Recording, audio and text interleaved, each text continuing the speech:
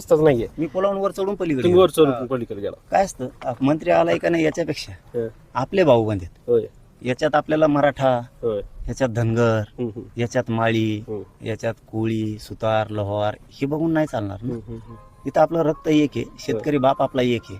इथं आलेलं संकट हम्म. त्याच्यावरचं जाण्यासाठी काम करावं लागन तर आपण एका शेतकऱ्याच्या बापाचे लेकरं म्हणू शकतो. होय. इथं जर तुम्ही जात आणली हम्म, तर ह्याला माणुसकी नाही म्हणलं जात. प्रत्येकाला आता माणुसकी, आता ती मायमाऊली होय. धनगर बांधवाच्या सुद्धा होय. बोक्साबोक्षी रडत होती. जात नाही भाऊ त्या डोळ्यातल्या पाण्यात. तुमच्यात जर खरंच माणुसकी जिवंत असेल ना, बरोबर. संकटाच्या ठिकाणी तुम्हाला धावावंच लागल. होय. तर छत्रपतीच्या स्वराज्यातले आपण नाही तर अजिबात नाहीत. हम्म, आपण सुद्धा बेगडी झालो ना, होय. जाती जातीसाठी स्वार्थी होऊन बसलो हम्म, हम्म. आणि आपल्या समोर माणसं तरफडून मरतायत.